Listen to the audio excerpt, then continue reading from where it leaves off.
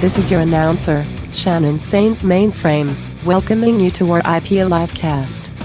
With today being 420, I would just like to apologize on behalf of Robert, if he seems at all distracted during the show. No, not because of the weed. He just bought a red velvet cake, and he can't wait to dig in.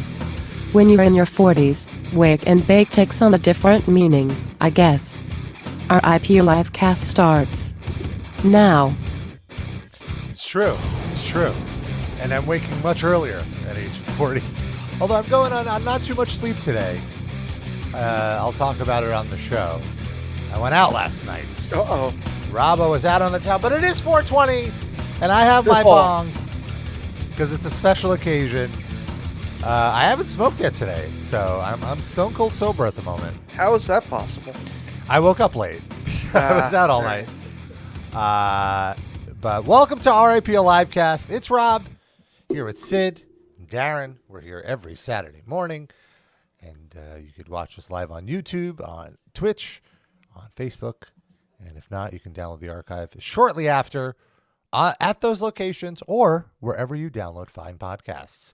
And of course, we love your feedback. Let us know what you think of the show. Wish us a happy 420 or what have you, or tell us your experience with pot or how I influence you to start or stop smoking pot at riplivecast@gmail.com. That's our email address, riplivecast@gmail.com.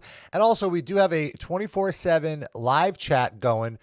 It's our Discord. You can get the link at riplivecast.com.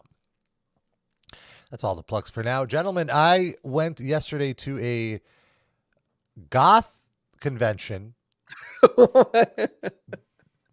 What? In the very brooding town of Parsippany, New Jersey.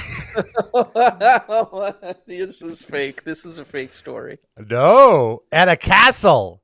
A Sheraton castle. Here, let me. What is this, like where they do medieval times over there? No, it was a hotel. It was just a hotel. I don't even know why this particular hotel looks like a castle, but it does. Is it like the Limelight where they built something into a castle? Yeah. No, it looks structurally like a. It might be a castle that they took over and made a hotel. Are we seeing this? Yeah, here we go. So you're saying there was just randomly a castle in Parsippany, just for its own sake, that then Sheraton bought. This doesn't look like a castle. I guess, what is this, the Tudor style of home? But I wouldn't say it looks like a, I guess maybe ish. In person, it's very castle-like. It looks like where P. Diddy brings 12-year-old boys. Dusty Rhodes Muffler in the chat says, remember when Rob went to NAMM? Now he's going to goth conventions. Yeah, that's right, baby. You made a wrong turn somewhere, Rob. I don't know what happened. No, I didn't. I had such a great time. It was such a unique thing. So he traded in his Elvis jumpsuit for like Hot Topic makeup and Manic Panic. Well, it was a very, I didn't see gender. So the way I would describe it is it was a Comic-Con without the superheroes. So just like the horror stuff. So a con. It was a con. Yeah, like an anime con. Yeah, I expected it to be more of a music festival, but it was really a convention that happened to have music in it. And to be clear, why is Rob at a goth festival? Let's establish, why did I decide to go to this thing? On the prowl for twinks. There is actually a livecast related reason, which is the headliner of the first night is the great Nitzer Ebb, which Darren recommended to me. Or was it Darren or was it someone in our chat? No, I was Nitzer Ebb for sure. Okay. I remember because I knew Nitzer Ebb just from having worked in record stores. And I was like, I don't know shit about this band, but they're electronic and they're very popular and Rob will like this. Did you invite Darren to the show since he's the one? It was them in 808 State that you really got me into. No, I didn't invite Darren. I figured he would not want to drive to Parsippany for a goth festival. But so yeah, I since we mentioned Nitzer Ebb on the show, which was like 2 years ago, I have become a diehard fan. I am so into them.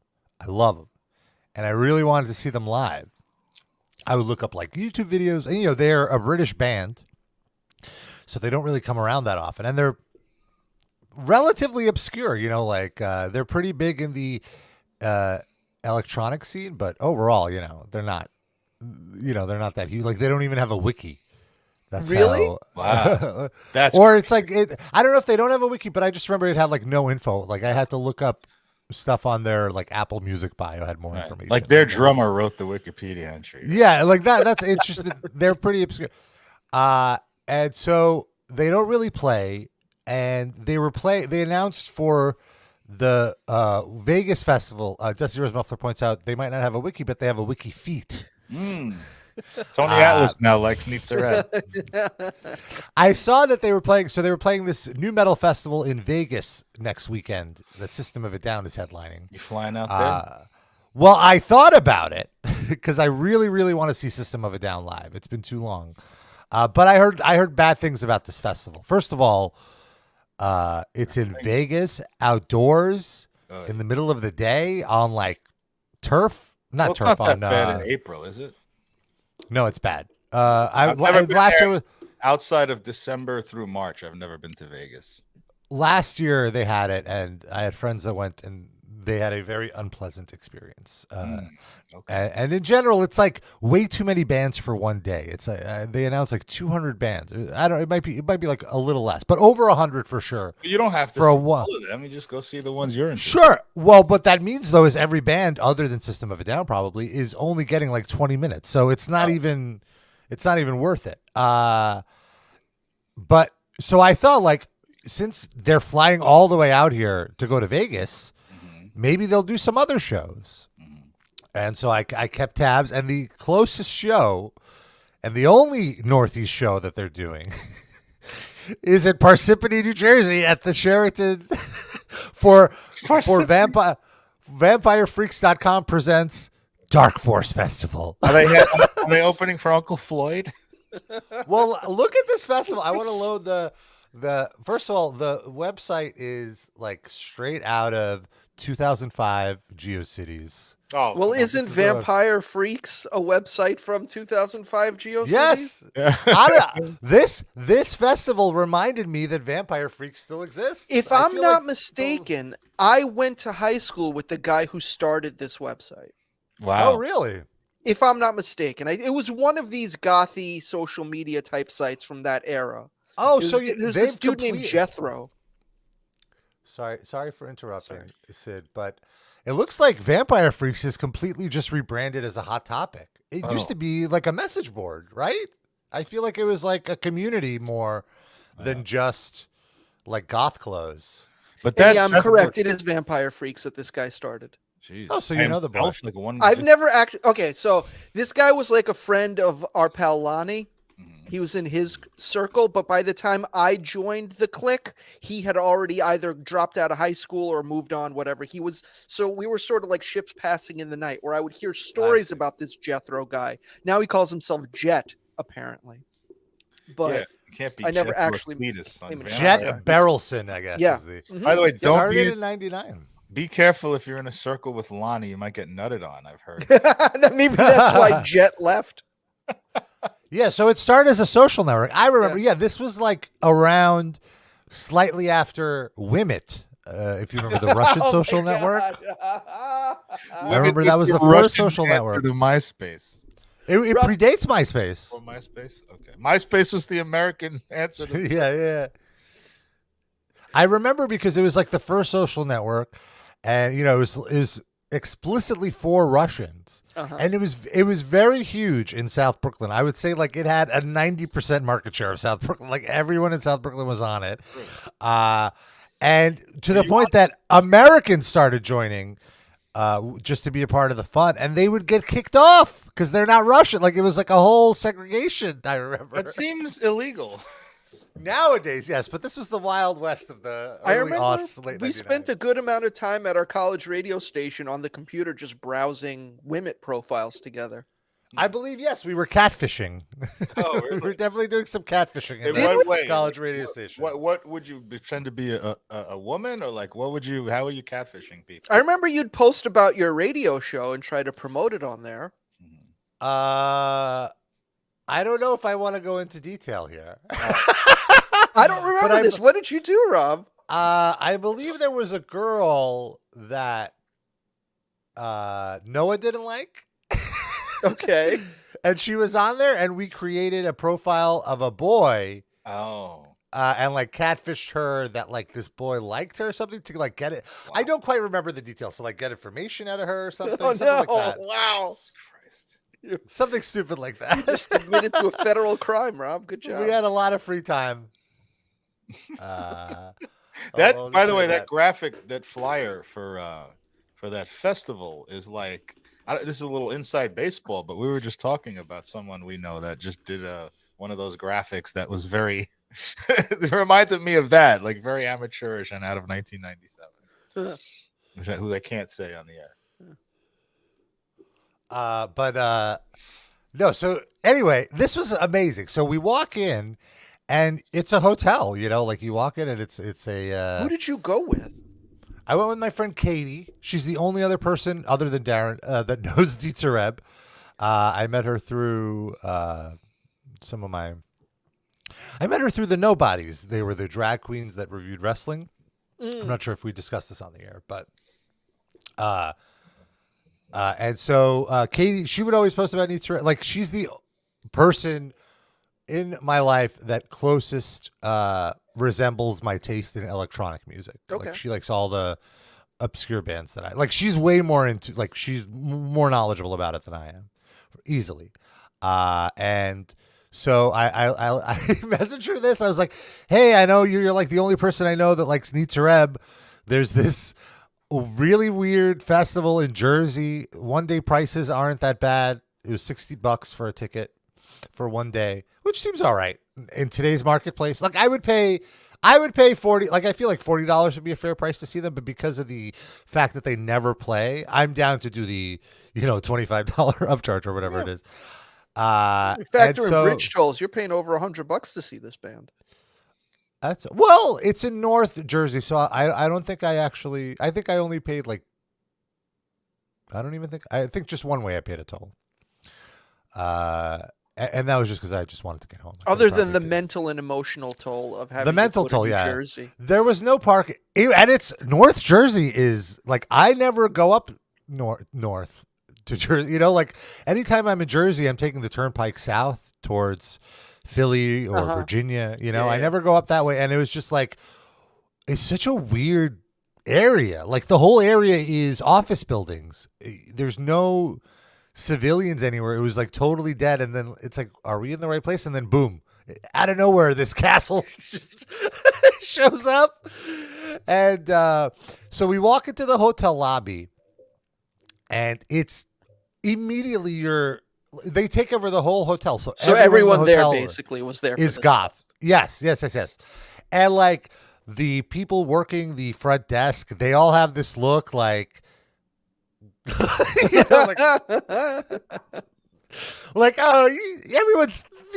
people are so nice. And like, your first impression is you're walking through the hallways of this hotel, and there's just the vendors. There was a guy vending on-demand poems. You can pay a guy to write you a poem to give you the time. It was just like buskers. It felt like goth Gilmore Girls, like these, like, oh my God. Isn't that basically what that Wednesday show was? Yeah, okay, that's fair. And like, I can't I don't want to sound mean, but it felt like it was so funny to me. I felt like I was in a TV show because everyone looked like a goth NPC, a non-playable character, like they all fit a different stereotype of what a goth dress like. Like, someone was all red like the devil, just casually walking with like a water bottle. I think it's the dichotomy of like the, cyber goth, but with like completely mundane day-to-day activity, like just sitting filling up a tub of ice. Yeah. And you see people, they think that he's like red. He's got a goatee and ponytail and stuff like that. He doesn't. Dave Mustaine did have a kiosk where he educated people on these things.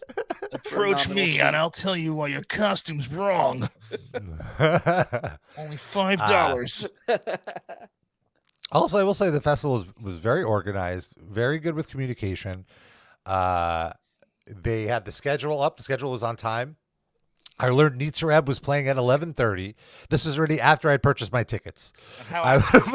Did they go on at the right time? Exactly. They went on. They went on like 15 minutes late, which I consider a victory. So they went on at 11:45 in the evening.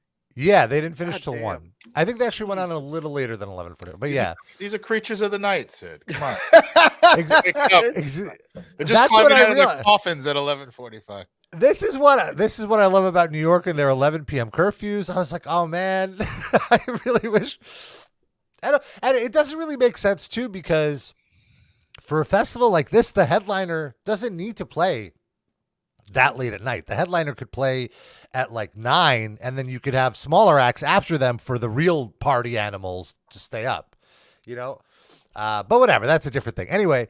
It was way too early. We got there at maybe 9. So we had plenty of time before the band we wanted to see went on. And, hold on. Rob is reaching for something. Yeah.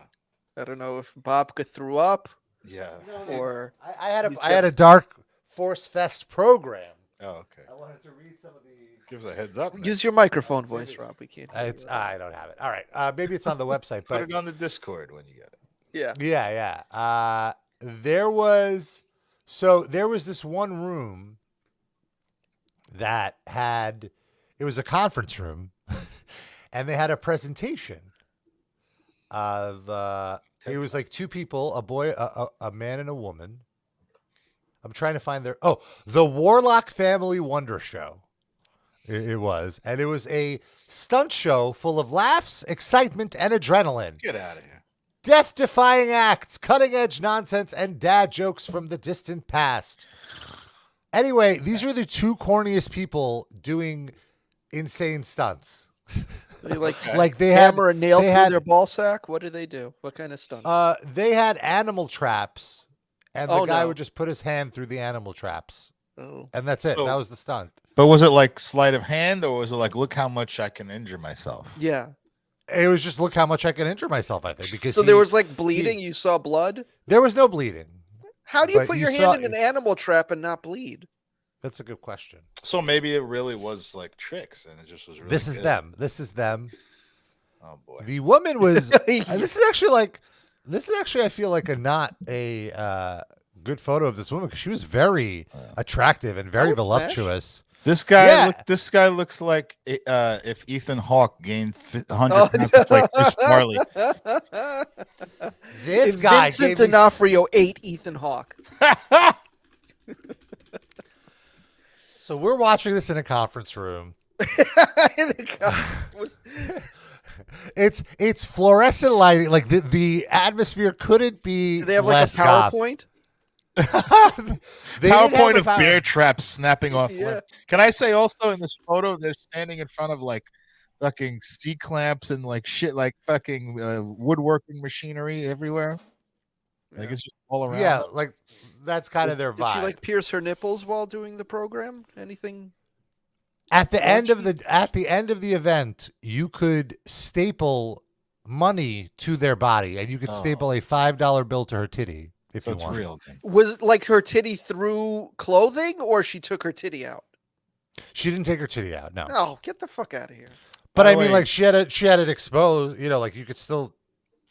Was nipple out? Did you see? There was no nipple. No. Yeah, no nipple. No $5 stapling. Get out of here. No staple to a see-through bra. No. No. Okay.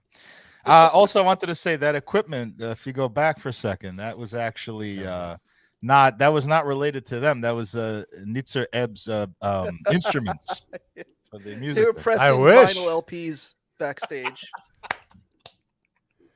But so they had a very... Muffler says he thinks he saw her on Plumper Pass. Oh. Me too, Dusty. Me too. Their vibe was so hilarious. The only way I could describe it is I felt like I was watching a Christopher Guest sketch. You know, like they kept. I couldn't tell what was kayfabe and what was it kayfabe in the sense, like there was one time he's like, "Oh, we're having fun, folks, right? Because that's what this is all about. It's just about having fun. It's not like we make any money doing this." Oh. And then she said something like, "Well, this is how I make my rent." And he goes like, "That's how I make my rent too." And it's like, are they having financial problems? Like they kept making these jokes. Like this is this is do or die for them. Oh well. And the staple goes in the wrong place. It might be doing. The thing is also like, she was very attractive, as we've established here, and it got to a point when I was watching this where I'm like, what the hell is she doing with this guy? like you can. Like I almost was like, is this a grooming situation? Like, how did this guy land this girl? He's her agent so for Plumper Pass video. He's so much dorkier than her. Ma'am, you're in a hotel in Parsippany getting your boobs stapled. What happened? Are you okay? Right. Blink twice if you're okay. Yeah, here you can see see here she's taking the trap. I didn't see her taking any traps. It was only him taking traps. I'd see he does like this. They do the silly stuff. This is the sequel to the movie Kids 25 years later. Oh, yeah. The two that didn't die from STDs. Right. So this was the first thing that we saw. It was great. Already I felt like this was worth it. This is totally nothing I would ever experience otherwise or put myself into. Quickman Cometh writes, this dude reminds me of Jean-Claude Van Damme's friend from Bloodsport, the guy from Revenge of the Nerds. I totally see it. Next week, they're going to be in a Hackensack Motel 6, stapling themselves with the donuts to themselves at the Continental Breakfast. It looks like that's what he's got right now, like a fancy donut hanging from his face. So, anyway, the artist before Nitzer Ebb, Leather Strip, was about to go on, and Katie had checked him out in anticipation of the show and was like, hey, he's not bad if we want to go listen to him. So we walk in to the grand ballroom. This is the main stage, and we walk into the grand ballroom, and it's literally a hotel ballroom, again, a giant conference room with like a bar mitzvah floor platform, like a dance floor that's like a bar mitzvah. Like clearly the ballroom doesn't have a dance floor, and they brought in a dance floor. They put in wood paneling to create a dance floor. And there's a riser, and they're doing the sound check. And then the artist plays his first song, and this is an electronic artist, and I'm expecting big thumping bass. I'm expecting like my body to feel this. I start to look, and this is not something I typically notice, but I realize this is the jankiest sound system I've ever seen. Like, I think Sid, the Temple had a better sound system than this fucking. The Temple was Sid and his friends would run shows at a basement synagogue, and you guys would rent a PA, and I think the PA that you eventually we bought one, but for the first few years we rented, yes.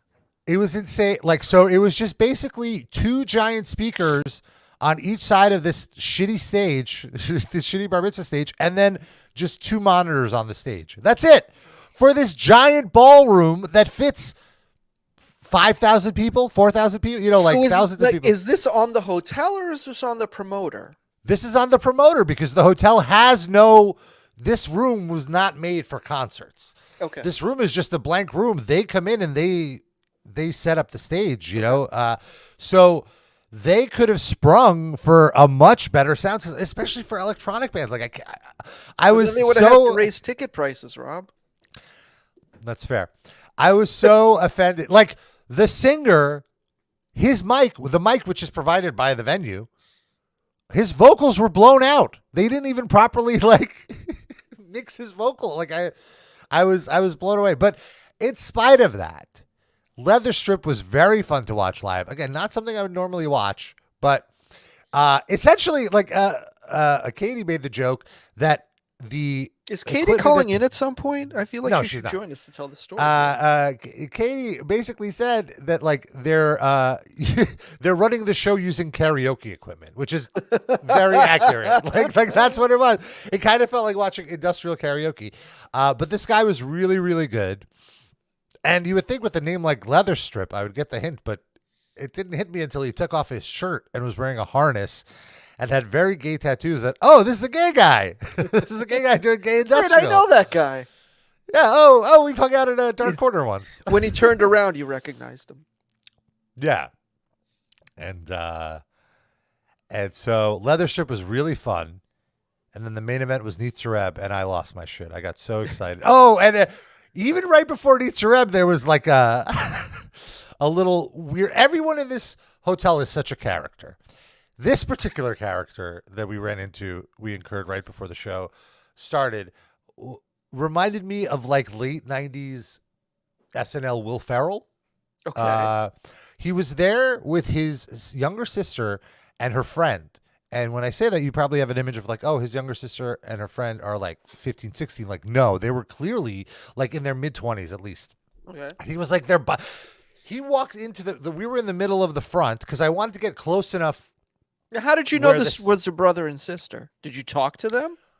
He was like cutting through, like escorting them and also ducking so that he wouldn't block anybody's view. Keep in mind, the artist hasn't even started yet. So what view is he?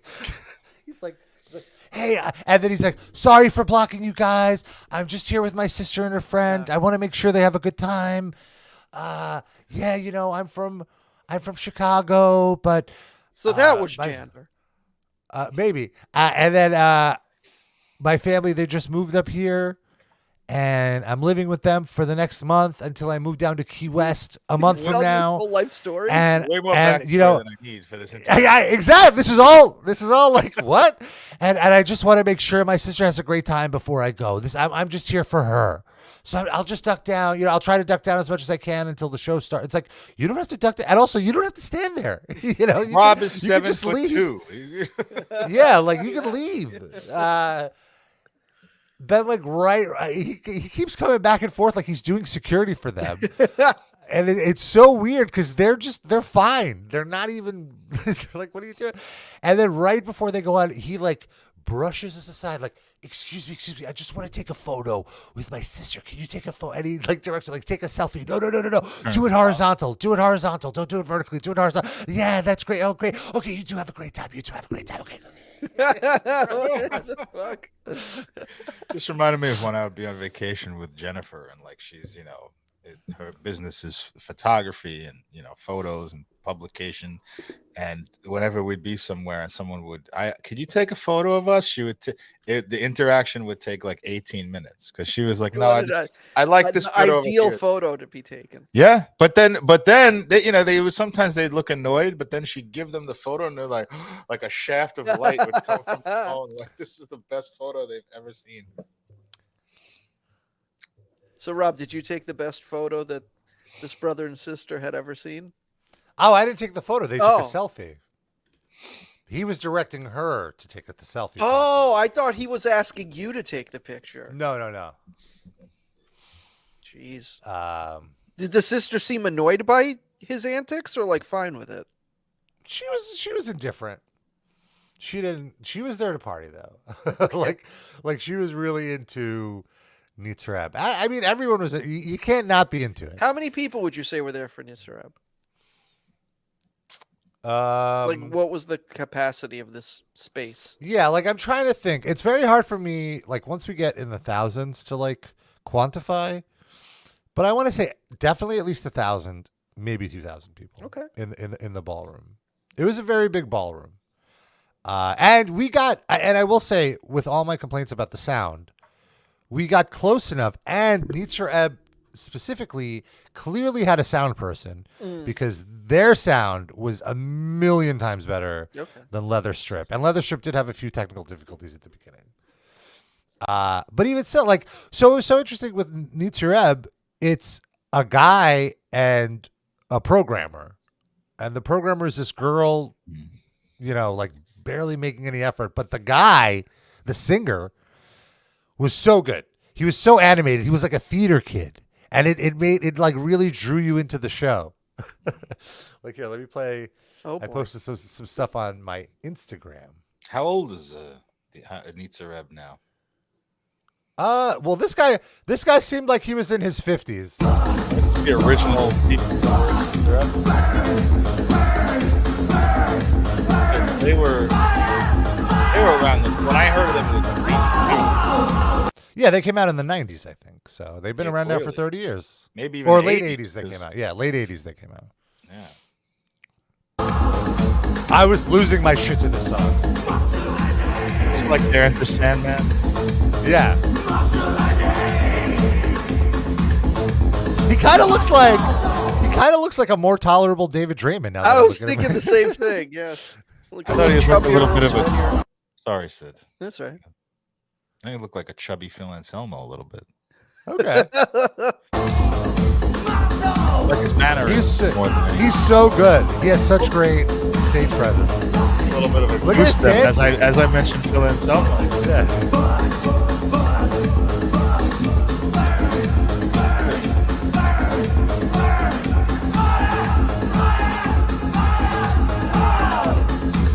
Very good energy. I mean, the guy's got to be at least 50s, something. Yeah. He really brought it. This is where I was like, oh, this is a pretty gay band. Like, this is a pretty queer band. Queer-coded band. I have heard Nitzer Ebb, and I'll tell you how. I think I've mentioned this on the show before. I had a good friend when I was in my teens who had a horrible home life, and my mother took him in for a few months to live with us because he was so fucked up he would have been homeless. Mm-hmm. And I was really close with him. And that guy loved like electronic, industrial music. I heard of 9 Inch Nails through him. Oh, wow. And he would play 9 Inch Nails all the time. It was the first time I ever heard them. I loved them. And he played those other stuff that I wasn't that crazy about. But one of them was Nitzer Ebb. But I couldn't distinguish. He played electronic and dance music all the time, so I didn't know what was what. Mm-hmm. But from my image, for some reason, I thought they were more on the industrial side. It was very dancey. The vocals sounded fairly like dark and like more. Yeah, the vocals are very dark. The themes are very dark, but yeah, that's the thing. It toes the line between dance and industrial. These are the two danciest songs for sure, and I think that in the live atmosphere, it's even dancier than the recorded thing. But let's get through the rest of this little beat because I just love. I'm sorry. I just love the song. Yeah, this is from a later album when they had more jazz parts. I hear a little flute loop there. Yeah.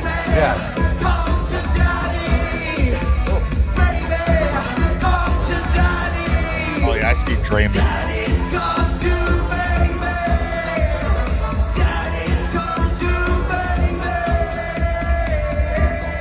And this isn't even the original vocalist. Oh, really? The original vocalist. Like, this is me losing my shit right here. Just it's like the Okada. Here's just the guy in riot gear. Oh, no. It's actually a SWAT team guy. They had a disturbance. He came in. He just loved the music so much. Stopped what he was doing. I forget what it said on there, but it was so funny. And then here's me and Katie. And our friend, the 12-foot skeleton. Looks like but definitely check out Nitzer Ebb if you were feeling those stuff. It was very good. You did mention your friend, by the way, that he got. I think you mentioned him when we originally talked about Nitzer Ebb because I think I. Is there any chance he was at the show last night? Oh, maybe. What do you think, Darren? Maybe. It was such a tumultuous person that I'd be shocked if he's alive right now. Oh. No. And I don't say that I don't wish that on him, but it would be. I'd say there's a low probability. You haven't Googled? He has a very, very, very common first and last name. It's kind of hard. I want to say what it is. Obviously, his first name is Joey. I can say that. So if you're going to Sick New World or Welcome to Rockville, get your ass to see Nitzer Ebb. You will not regret it. They're very good. Where are those? And Nitzer Ebb. Well, Sick New World is in Vegas. Welcome to Rockville is in Daytona, Florida. And Nitzer Ebb, if you're listening, please make some merch. You had one shirt and it was very boring. There's not a web I didn't store? want to buy it. No, they're very like. Oh wait, now they have a shop. This is new. They updated their website. You want to check get me and Darren's opinions on what you should purchase? We could do this entire transaction live on air. Let's do it. Here we go. They're ball gags or anything? Yeah, no, they're pretty boring. Well, what's that eye chart one there? There was the one that had like a fake eye chart type of thing down there. This was the one. Look, their images don't even have proper crops. Yeah, what the fuck? Buy that one. This is the one they were selling at the show. It looked very boring. Maybe you just get that half a shirt and that's it. I didn't realize this was also a Nitzer Ebb shirt. It was like a V. Yeah, they have very boring merch. I would want like eBay. Maybe there's like vintage stuff you could get that's more interesting. Yeah. Why don't you? They had a logo. I mean, yeah, really, like the bootlegs look nicer than the actual shirts. But like, if you look like if they made this logo that they have on the projector a shirt, just a black and white shirt that says Nitzer Ebb product, I would have bought that. Like this thing in the back. Yeah, that's cool. That looks really good. I don't know. Their merch game is very off, which is weird because their iconography is very good. You said they're from the UK, right? Yeah. There's a lot of German stuff going on. Are they German descended Brits? So that's what I'm always confused about because it's like the branding is very German, very brutalist, and they have a lot of Soviet/communist iconography in their artwork, but I can't find out any more info about it because, like I said, there's really not that much out about them. So, did they do a meet and greet after the show? You could have chatted with them. No, I should have talked to him. Yeah, I was on Sunset in 1982 and I met Nitzer Ebb. Wonderful. I love the guy's shiny bald head. He was very sexy. He was a doll. Here you could. This is the original lead singer of the band, and you could see the hammer, the star. He definitely looks older.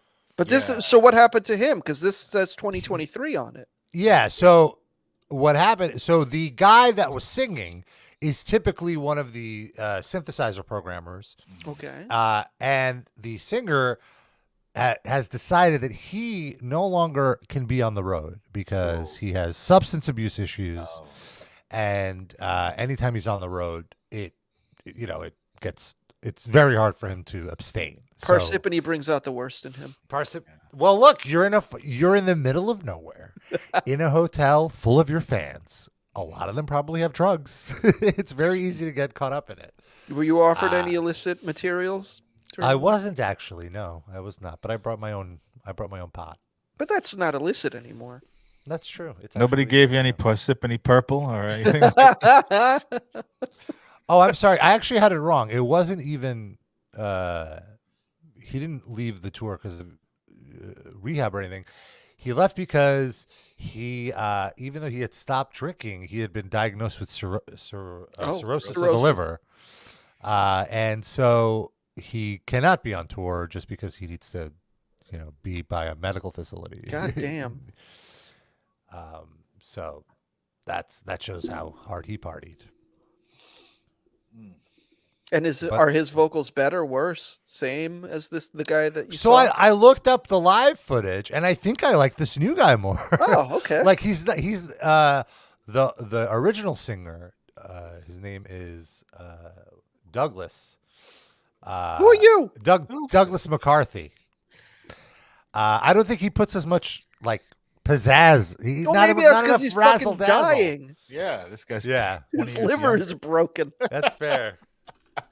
You try to belt one out with fucking cirrhosis eating you away at you, Rob. How dare you? That's fair. I have cirrhosis contemporaneously. You nothing. You nothing. This is the cirrhosis guy? This is the original. Yeah. Say, oh, you can...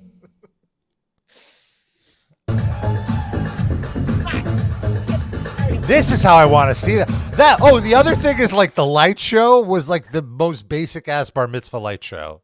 And for something like this where there's no band, the light show is very important. Like they really skimped out on all the presentation here. Well, maybe the Parsippany power grid couldn't handle all of the would have been a blackout in all of Jersey.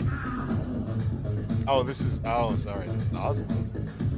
This is the nice one, right? This is what we're looking at, like how it should be. Yeah, this is the full presentation. Okay. So I guess he does backing vocal. I didn't realize he does backing, but look at how differently they move. Yeah.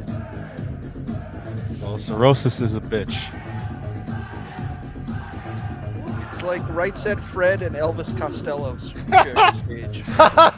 Do you think the Right Said Fred guy feels intimidated, like he feels a pressure to like be a little less demonstrative when he's next to this guy?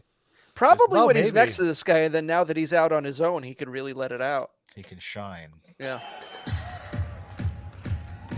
It's like, I got to cirrhosis this down a little. I want to upstage this guy while his fucking liver is falling out of his body onto the floor. Darkness imprisoning me. All that I see. Oh. They were doing a cover.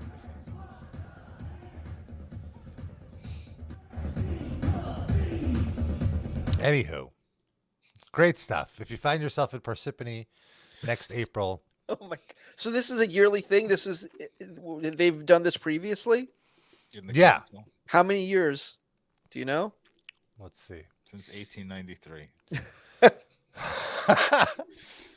Since that guy's liver was perfectly functioning. When that castle was new, they did the opening there.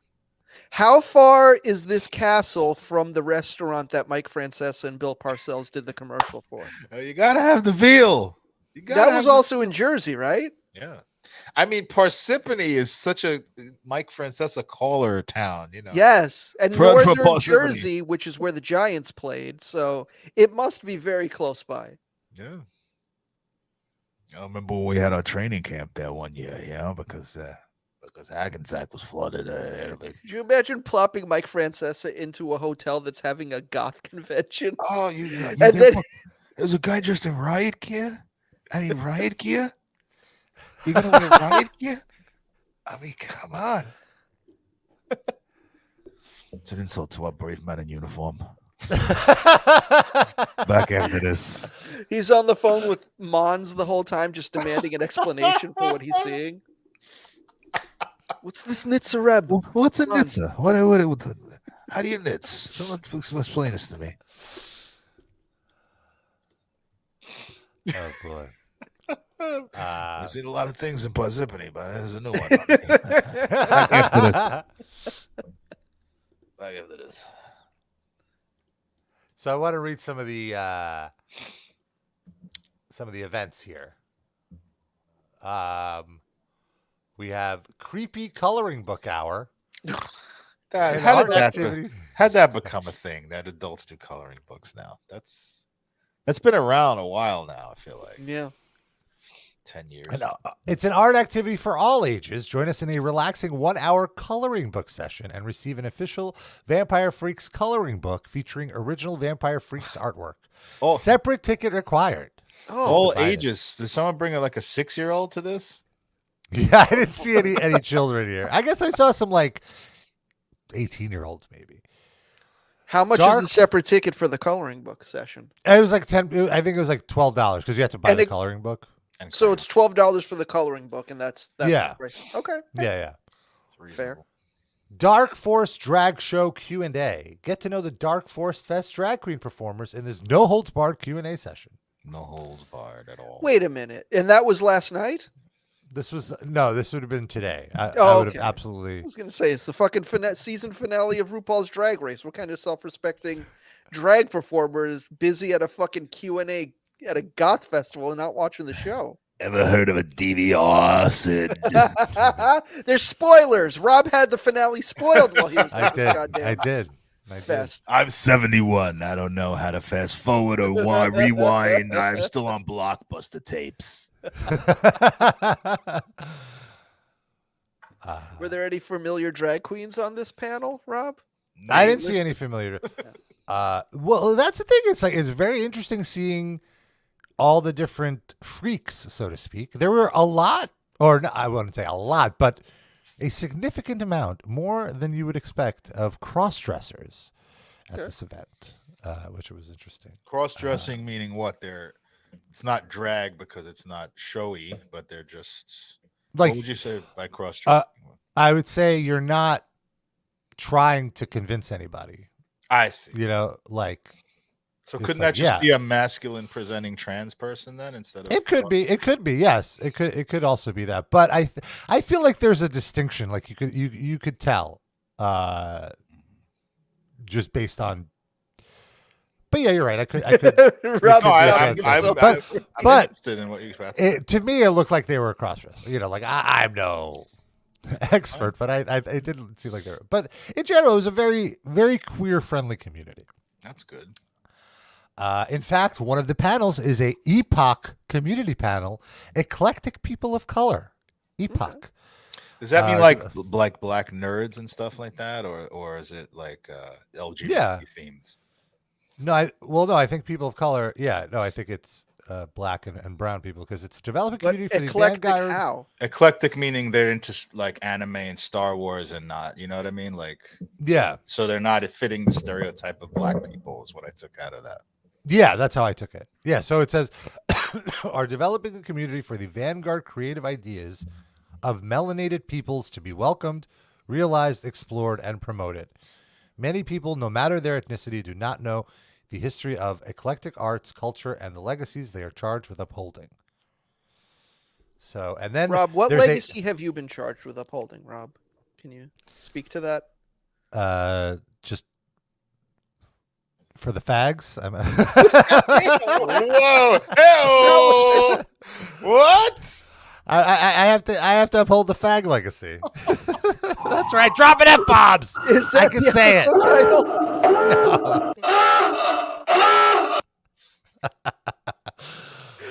No. Ramona there's shows also up immediately once you start dropping the slurs. Look at that. It's okay. It's a term of endearment when we use it. We're taking it back.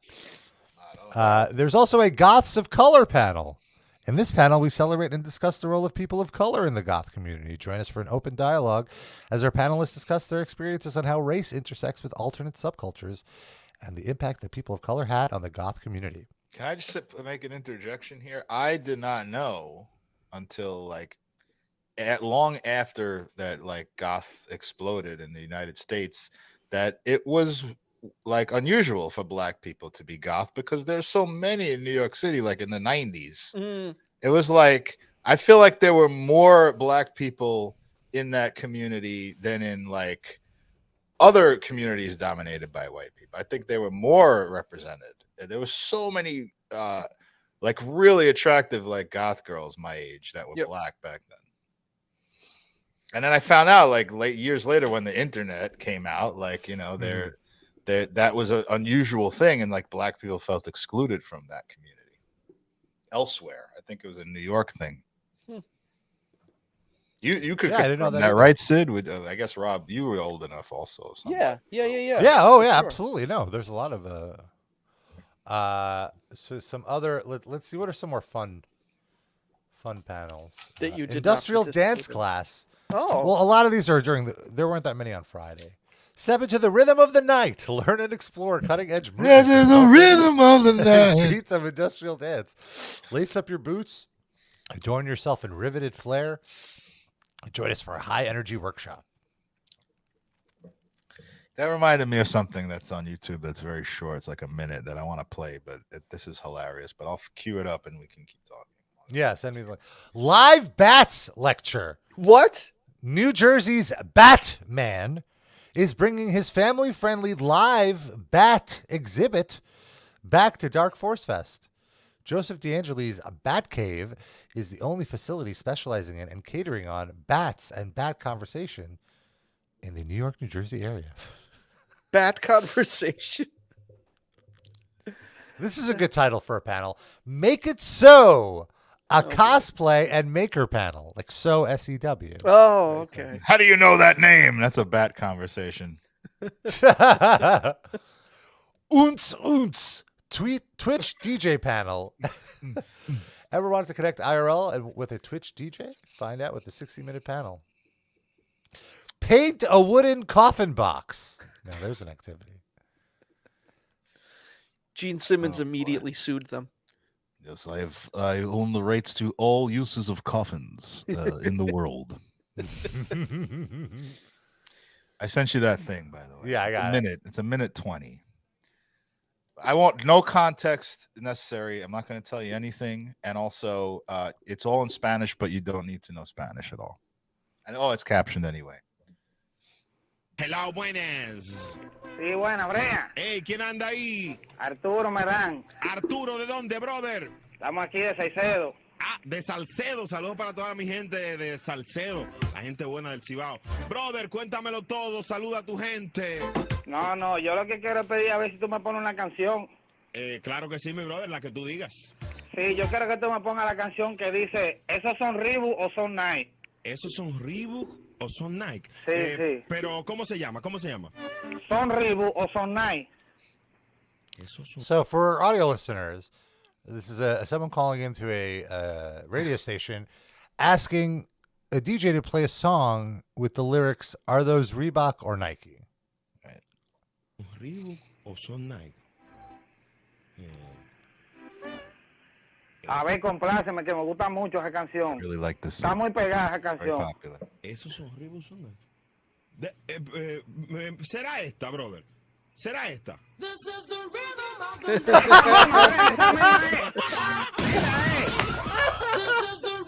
Cuídate, mi hermano. This is real? I don't know. They might have set it up, but this is really on the radio. Is this the Reebok or Nike? Oh, yeah. Esos son Reebok o son Nike. I guess it makes more sense in Spanish, where it sounds more similar in Spanish than it would. Son Reebok o son Nike. So, and the answer, they're Nikes. Yeah. So Nike. Oh, yeah. Props to that DJ for figuring that out so quick. Right? That's really impressive. Never got that. Now I have Nitzer Ebb stuck in my head. Not Join that, in the chant. Join in the chant. Yeah. Join in the chant. Or the chant. Yeah, it Or the sounds like you're chant. saying Well, that's how we John. say it. That's the British accent. I can't help it. Come to daddy. The baby come to daddy. Baby, come to daddy. Daddy, come to baby. You better watch out. You might get Nitzer canceled. Oh no. It's a Lost Prophets cover. Nitzer, you Ebb right out of the YouTube account.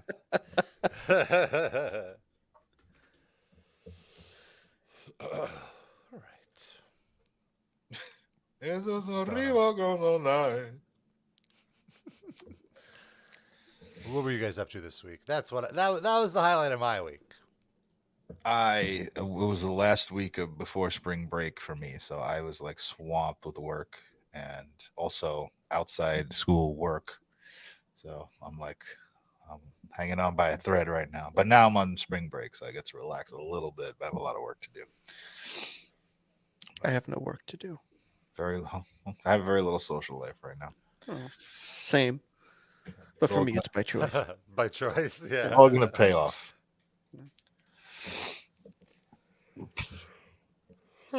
Doing stuff Sleepy, I Rob. should have done in my 20s and 30s. Mm. Yeah, I got home pretty late last night. I got home How at late? 3. Damn. 3.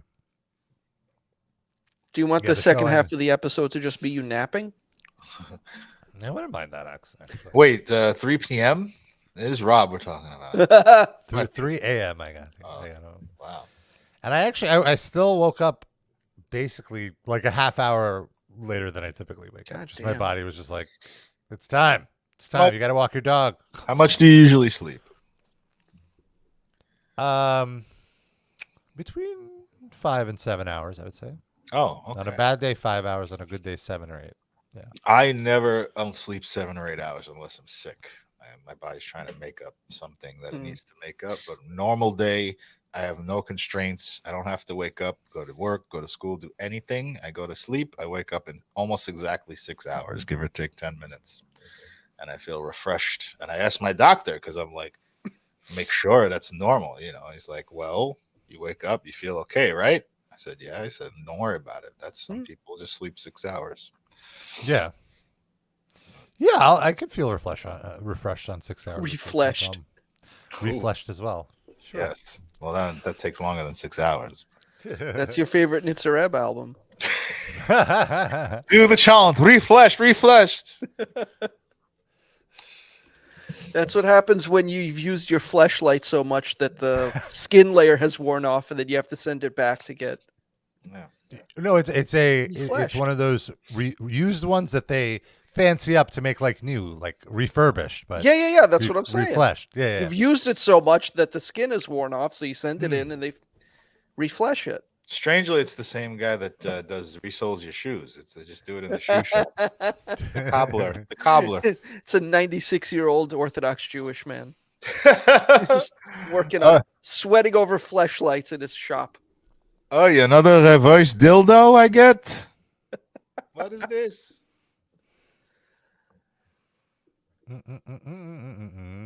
Esos son Reebok, son nice.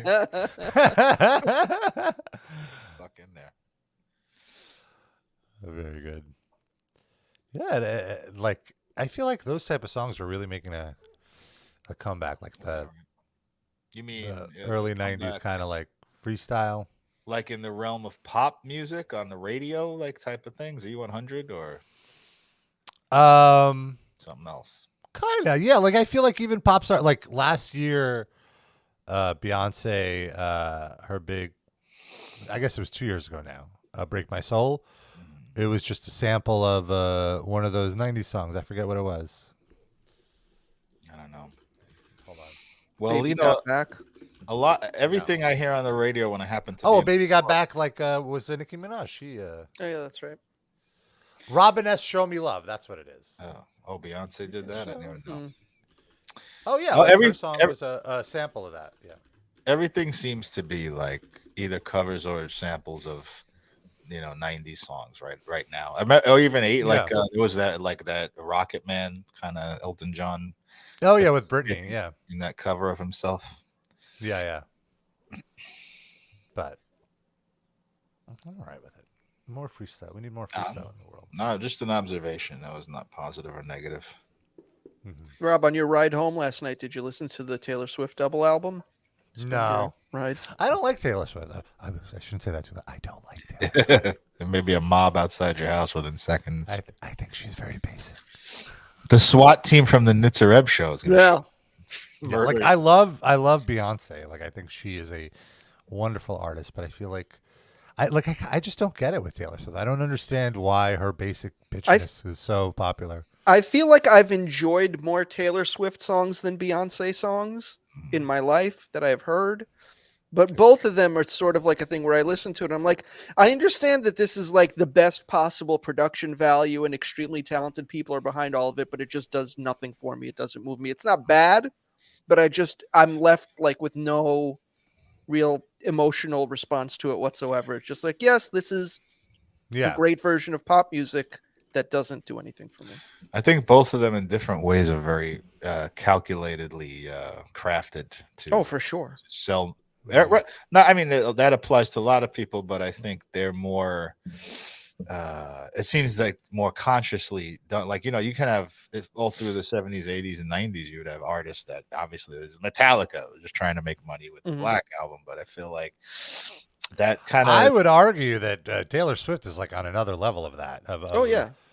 Because I agree. So more like with Beyonce, yeah, I think with Beyonce, there is an artistic element to it, where she finds herself as an artist and she's doing art or whatever, and then the business people take over and like market the art.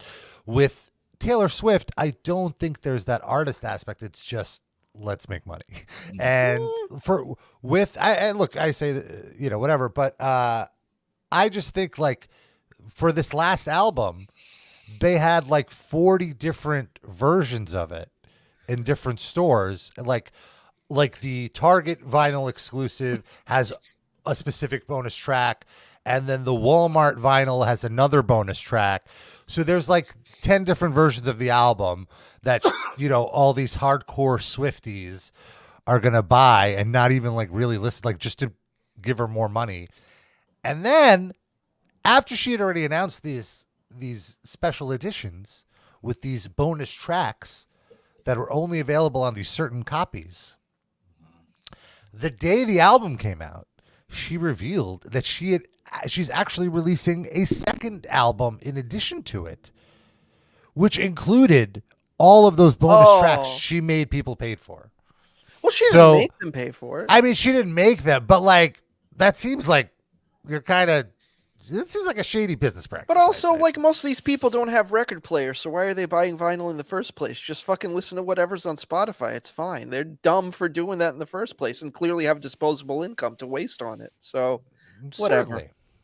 I don't feel bad for them. One less bottle of white wine. But what's Phil Anselmo going to drink? No. He has his own vineyard. Is it called Robert Vineyards?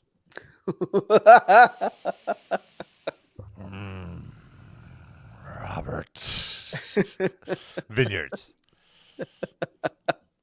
That could be your vineyard.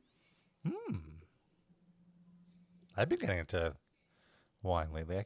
I need to explore white wine more. I haven't been too crazy about it. It just tastes like bitter grape juice to me. But red wine I'm into. I have nothing to contribute in terms of wine. No other winos on the show? No. Never got into it. Darren, no wine takes. I hate wine. I didn't even like the smell of wine near me. Yeah. It seems like it should be good, but then I taste it and it's not good. Well, much like with beer, you got to find the right flavor. You got to find the one that works for you. It's not important enough to me to keep exploring. It's fine. That's fair. I just don't like. Also, I don't like alcohol. Period. Like, yeah, I don't say any of that stuff. I used to like getting buzzed, but I never liked the taste. Yeah, I've never had a wine that I didn't like, wasn't disgusted by. Like I've had a sip here and there. You got to drink it enough that wears off, but it's just not worth it. It's just like shrimp and stuff. Like I've told you guys over the years, I'm not like a closed-minded jerk off. Like I'll never eat shrimp. Fuck you. Like I've tried it periodically, at least twice a year, maybe in my prime of my life. I'll be like, I really want to like this. Everyone's enjoying it. Like, let me just have some shrimp, and I would try it. I'd almost throw up. It was like, it wasn't not wanting to eat it. You're just not a seafood person. That's fine. Yes, exactly. I give almost anything a fair shake. Certain things that's true. I would not even think to eat, but as I've aged, I've gotten more and more into seafood where I used to not eat. Agreed. Like shrimp was the only seafood I used to eat. And then I've sort of branched out more and more and more. Yeah.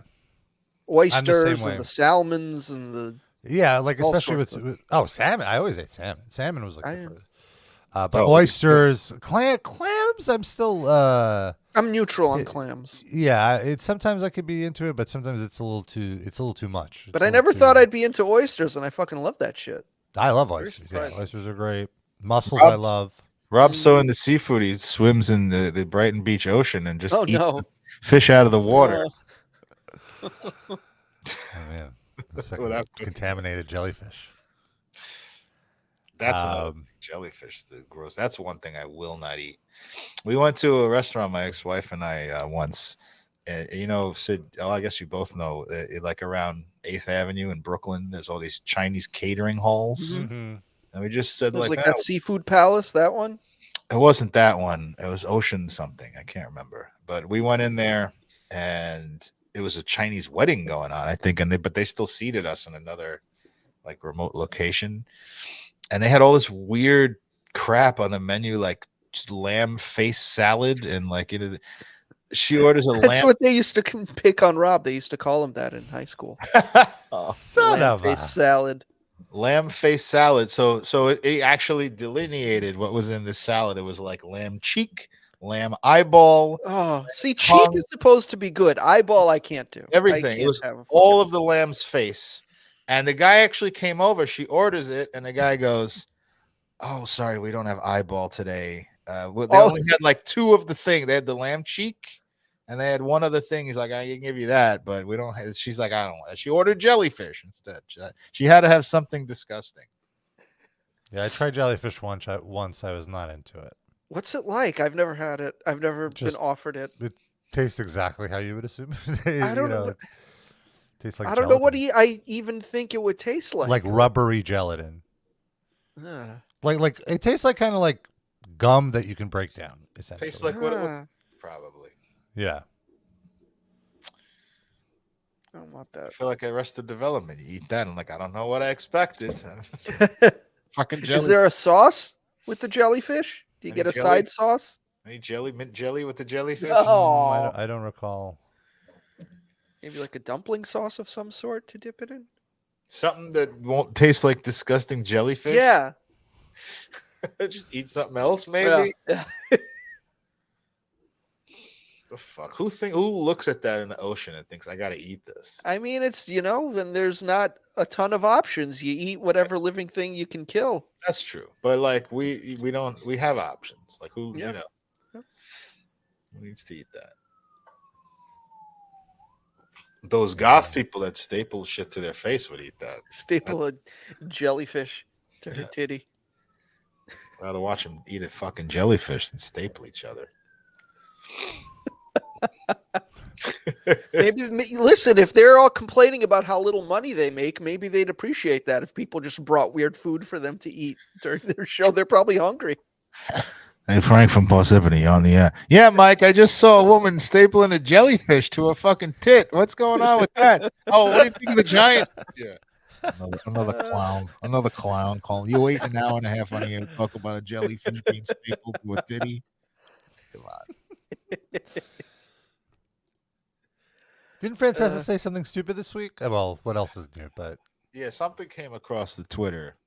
Can't remember right now. Something funny.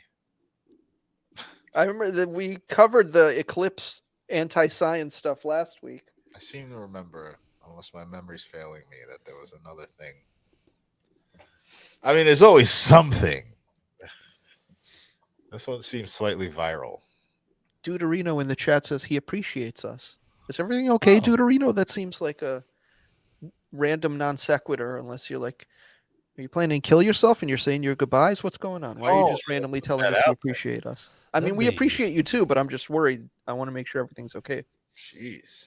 This guy says a nice thing like that, your mind goes right to suicide. That's the kind of person I am. I can't take compliments. I always think there's something else behind it. Okay. People love us, man.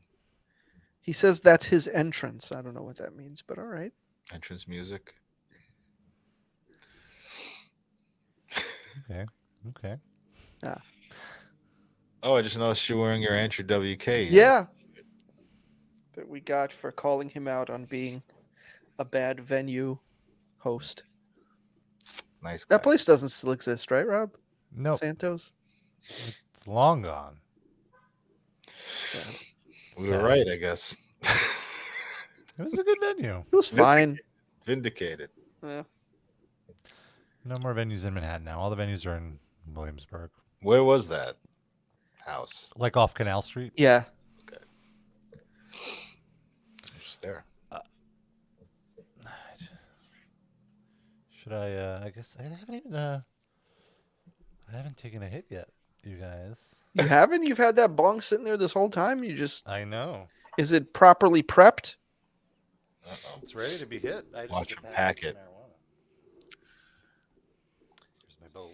Deuterino is asking what the temple status is. I believe that building was torn down and now it's like condos and like a doctor's office on the ground floor. I think I told the story of a number of years ago, like maybe 5-6 years ago, my mom had to get some medical imaging done. And it was in the fucking ground floor of the building that used to be the temple. I had to take her. It was so fucking weird. I'm like standing there like, oh, this is where I used to like take money from 14-year-olds to go see pop punk bands. And now my mom's getting her chest x-rayed here. Wow. All right. Interesting. While Rob's packing that bowl, I was officiating a high school game the other day, and I'm I'm gonna mute. No, we need this. Come on, it's the audio medium, Rob. Oh, Jesus. I'm good. He's faking. I was in a public park, and so like sometimes the kids from the school come to watch, and there's like a fucking like 13 or 14-year-old kid rolling a blunt like right behind home plate on the other side of the fence. And I can't do anything. It's a public park. Like, that's not my job to tell him anything. But the whole game, the guy's he's just like a kid standing there rolling. That is illegal. Like that is still illegal. But I mean, the fact that he had the balls to just do it out there is crazy. I totally know what you mean, Darren. I've seen this in my neighborhood as well. I live in a nicer neighborhood. You know, I'm not bragging, but like these kids were same exact thing. Like it's 3:30. They just get out of school. Just in the middle of the street. They're like rolling something. And like go around the corner. Show a little discretion. Do you kids today? Maybe honestly, it's so permissive now. Maybe they don't know that you have to be 18 to do it. That's what I think. Yeah. Well, I think they know you have to be 18. I'm pretty sure they can't illegal, buy it. It's illegal to smoke around kids, but what if you yourself are a kid smoking? Like, do they arrest you for smoking around yourself? I think that the cops, also probably depends whether you're black or white, but also you can't drink if you're underage. You can get illegal to drink underage. Yeah, it's just as illegal to smoke. No, but I'm just saying it's also if you're of age, but you're around kids, you can't smoke. Right. Weed. So what? I believe. I think I have heard that.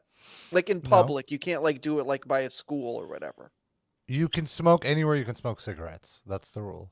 Are you sure there's no restriction on being around minors? I could have sworn I heard that on the news literally this morning. Let me see. And I thought, like, well, what if you yourself are a minor? So double up on the fine or the penalty. All I know is I get arrested if you do it. Yeah.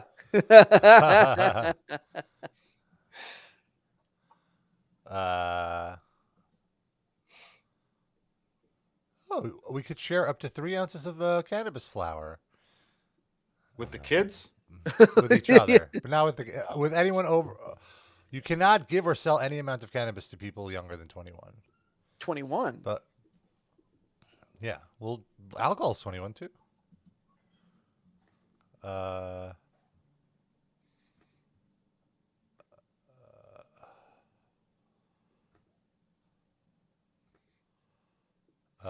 Yeah, so no, it doesn't say anything about kids. Oh, here we go. Where is cannabis smoking or vaping not allowed in New York? Smoking or vaping cannabis is not permitted in these locations: public areas of buildings, parks, beaches, and boardwalks, golf courses, inside and on the grounds of sports stadiums, pedestrian plazas, public gardens, restaurants, bars, cars, and other motor vehicles, even while I didn't know while parked. Rob. I didn't know that. I learned something new. In schools, you're not allowed to smoke. I guess you can't smoke in a school, but you can't smoke cigarettes in a school. So it's the same. It's the same thing. Oh, I'm sorry. Thank you, Deuterito. 3 ounces, not 3 grams. My apologies. That's a big difference. I'll say. That's it. So today's 420. And as I've mentioned on the show before, 420 is a pretty irrelevant holiday for me as a everyday 420er. As an everyday pod. Every day is 420 for Rabba. So this day holds minimal significance to me. Like I'm not planning on smoking any more or less than I would any other day. The only way things are different this year is I now, since it's legal in New York, I shop at dispensaries. Dispensaries have my email address. Dispensaries have sales. I'm getting all of this like it's weed Black Friday. It's weed Christmas here. And it's the first time that I have like option paralysis because there's so many options for weed sales. I don't know where to go. So it's very tough. Don't you just go wherever is cheapest? Well, it's not just cheapest, it's who has the quality bud. And with the legal dispensaries, I have to be picky about how much I get because I'm only allowed 6 ounces over the course of 2 months. So how does that work? That's a lot. You're tracked. They track how much you buy. Really? Yeah, so you can't like traffic the weed. Okay. Right. So they don't want you selling it. Is that do you think that's a fair amount? Is that about how much you would need for a month or? That is absolutely a fair amount, yeah. Okay. I mean, I might be someone who's but you can buy recreational all you want. This is just you're only allowed 6 ounces of medical rolling over 2 months. So, like if you buy 4 ounces in the first month and 2 ounces in the second month, you won't be able like in the third month you'll only be able to buy 4 ounces, and then the following month you'll be able to so it's kind of like that. Within 60 days, you can only have 6 ounces of purchases of just flower. And also, the other thing to your point, you can buy vapes, edibles. Those don't count to the limit. Oh, interesting. It's only for the flower. I think just because, to Darren's point, this is how they curb redistribution because it is significantly cheaper. It's like sometimes I feel like I'm robbing the place. Like I'll get 2 ounces for $200, which is like insane to me. So I thought the whole thing was like once it was legal, it was going to be way more expensive. No, because there's more supply to cover the demand, so everyone's competing. There's also taxes and all that stuff. I don't know. The taxes, I agree with you. Like, I thought taxes would make it prohibitive because that's kind of what it's like in LA, but it doesn't seem to be the case here. I don't know. Interesting. $100 for an ounce is pretty much what it cost like when I was smoking weed when I was a kid.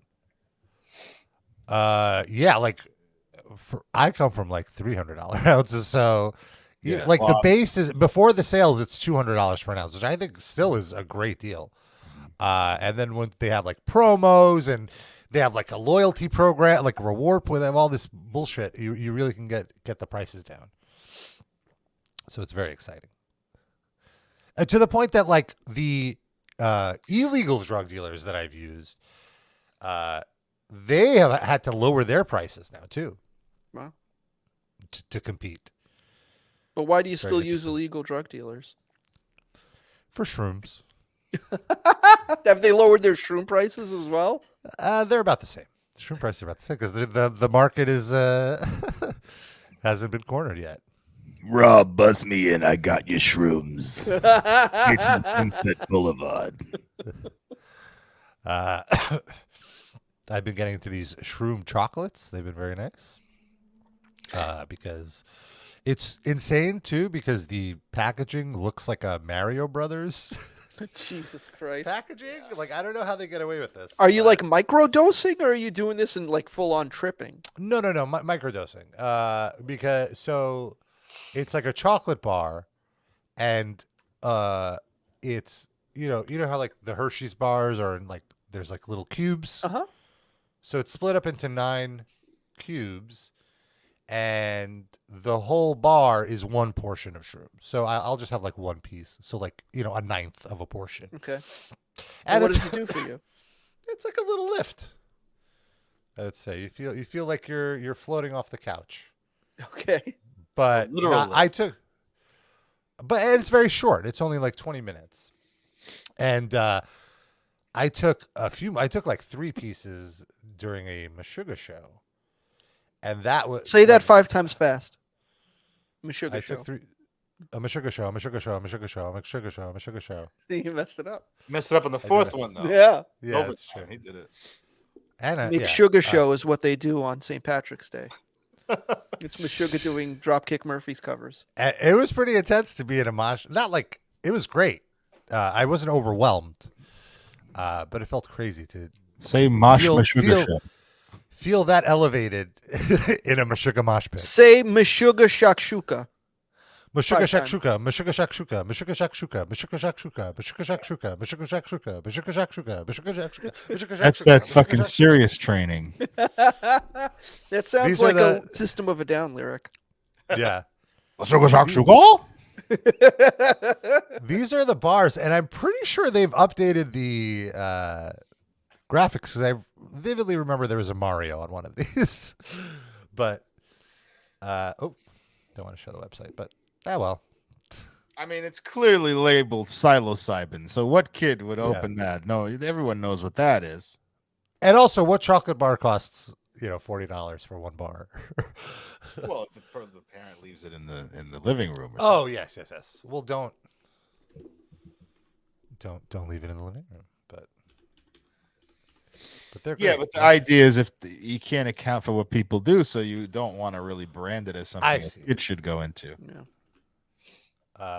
But yeah, I feel like we're just scratching the surface with psilocybin. I feel like in terms of microdosing it, and like just doing it a little bit could be what's going to very positive mood, positive thing on your mood. It's going to save the world. Maybe. Well, I think it would make it's a natural alternative to pharmaceutical for antidepressant. It's like a natural antidepressant. Rob, do you want to go get some psilocybin and put it into Netanyahu's drink? Oh my God! Stop blowing up. Maybe if I put it in his drink, a little bit in Hamas's drink, a little bit in Bilkin's drink, they could all get together and chill. Blinken. Blinken. You know what his name? Blinken. What is it? Blinken. Blinken. Anthony Blinken. Yeah. Antonio Blinken. Antonio sucked his dick. Oh. Wow. Maybe that'll cure him of his genocide. Maybe. Desires. All right. Let's talk about our Spotify playlist now. How about that, kids? Yeah. Sure. Every week we each pick a song. We throw it on a playlist. You can listen to it on Spotify. It's the RIPL Livecast Music Break. You can search for it. We have over 4.5 days of music now at this point, right? Let's be honest. Oh, we have 44 Dusty hours, Rhodes Muffler not 4.5 asks a pertinent days. question. What does Papa Rabba think about the Israel-Hamas-Iran situation? My dad is on the side of Israel. I will say that. Shocking. So, yeah. So is my mom, so don't feel too bad. My mom surprised me because she's very progressive in general, but she's just got the Israel blind spot, And we were just in the car one day, and I mentioned something about what Israel's doing, and she was like, "Yeah, I think that it's wrong." So I couldn't believe that even for her, a staunch Israel supporter, she was like, they did say I try not to talk to my parents about it because I just end up stressing out and feeling depressed at what a terrible worldview they have. But they really bullied me into it. They kept prying me to talk about it, and I did get them to agree that it's so silly. They agree that the famine is wrong. Progress.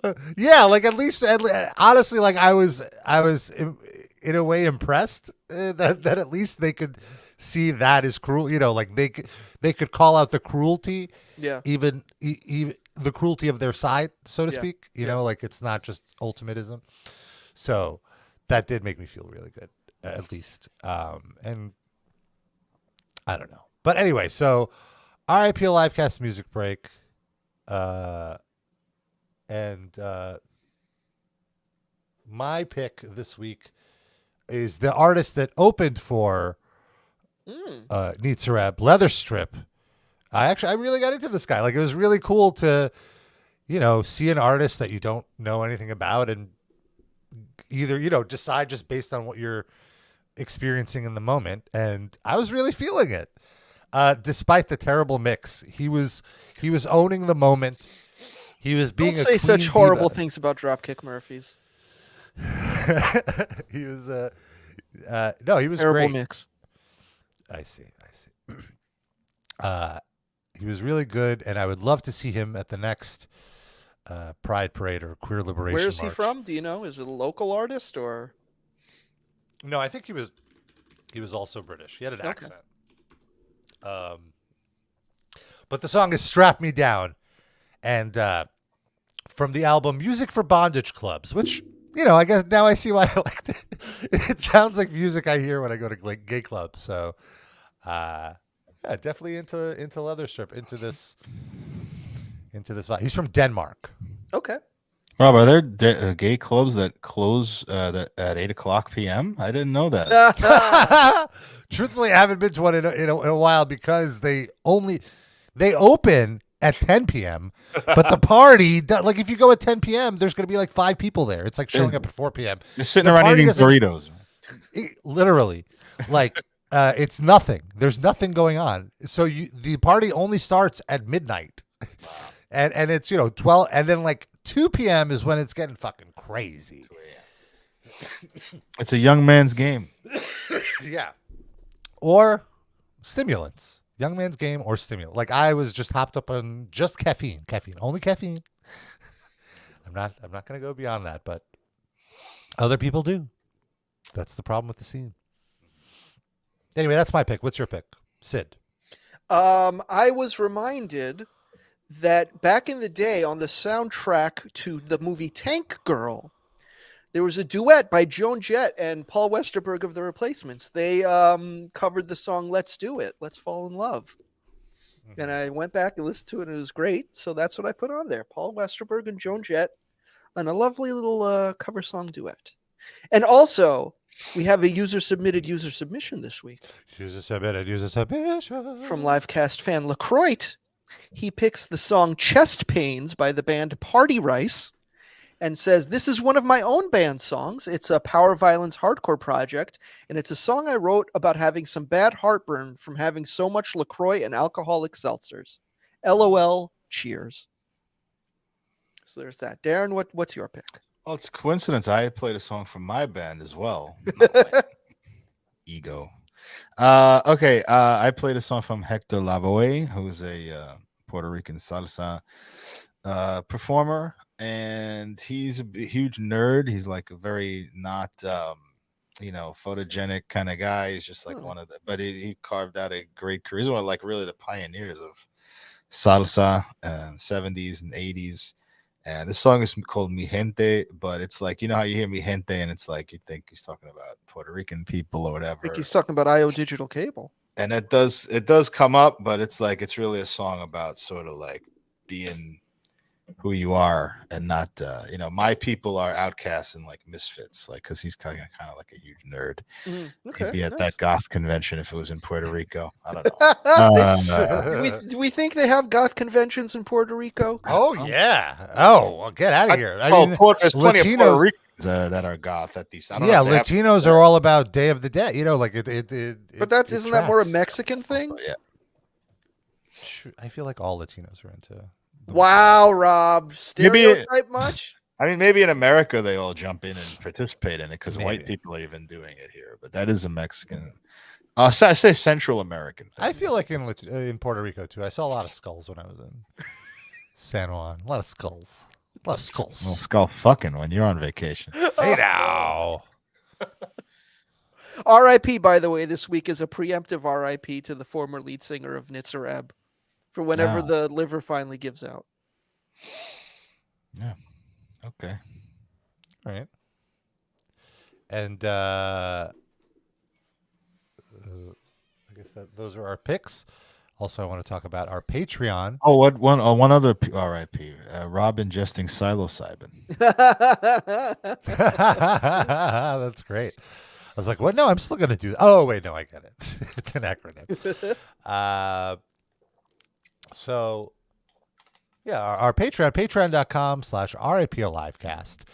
Every month we post 2 bonus episodes. And you can check them out. We have over 4 years of episodes, almost 100 bonus episodes for you to listen to. All for $5 gets you access to all of them. And every month you get 2 new more. And you get to support your favorite 3 Jews from Brooklyn, us. And all the money kind of goes back into doing stuff for the show. And buying us a drink or a nice Italian dinner or something like that. That'd be nice. And so patreon.com/RAPLivecast. This week, this month, the 2 bonus episodes are we do a watch along of No Holds Barred, the Hulk Hogan movie, which was really fun to watch with you guys. And that was the first time I watched it as an adult. That was April 1st? No? That feels like longer ago. Am I crazy? Maybe. And then we just posted a roundtable discussion about the movie The Crow. And we thought it was going to be good, but it in fact was not good. And so, our top of the month watch along was the Cosmo. Queen of Melrose, and we really essentially inducted Cosmo into the Livecast Hall of Fame. Great episode. We also have that No Holds Barred watch along, and just posted a roundtable discussion about The Crow, where we all realized we all did not like The Crow. Yeah. And so we might be doing a watch along of The Crow coming up soon. Just to confirm. That it was silly. Oh no, I don't need to confirm that. I just think it'll be funny to watch. Just to make sure Brandon Lee is still dead, we're going to just watch it. I just want to say to our audience, we love you, that I'm actually going to sit down and watch this a second time. Yeah. In the space of about a month. That's for the show. That's almost like eating choladiets. Terrible movie. Jellyfish.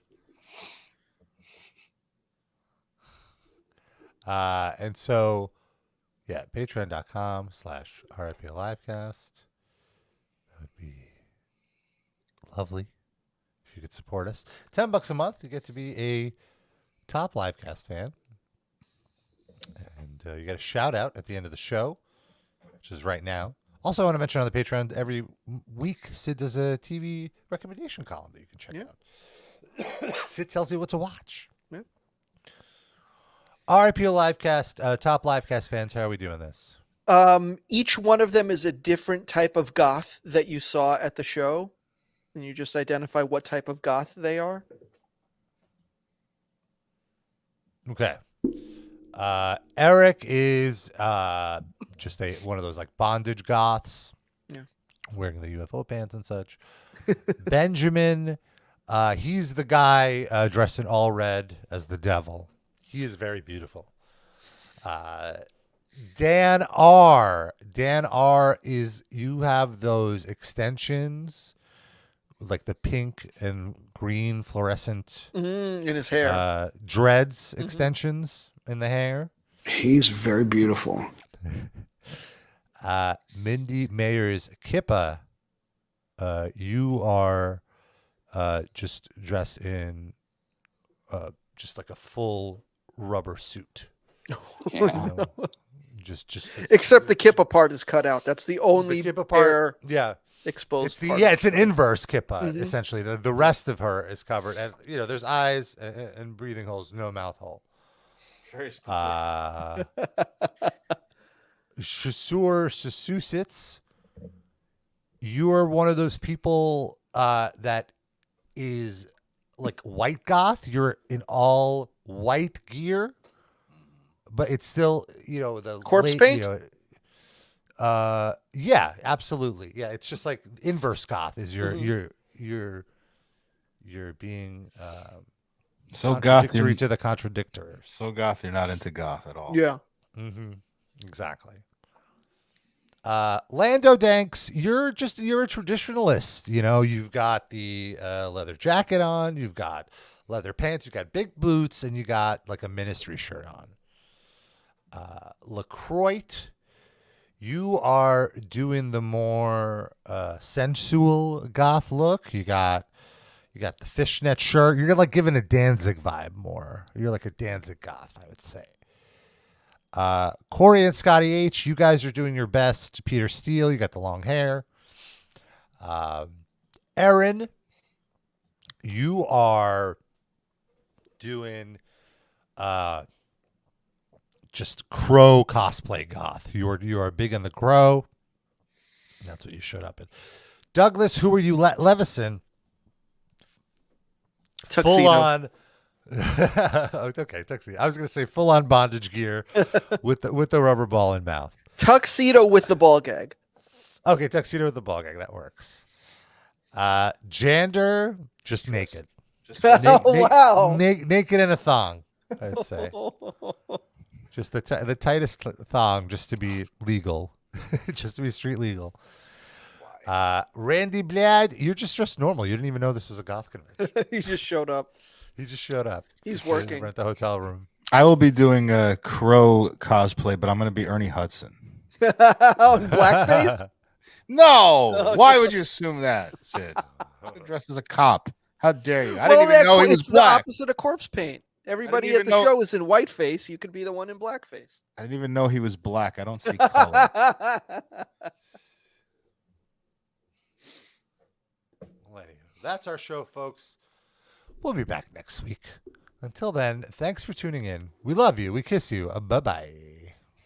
Yes, there's no Reebok all night.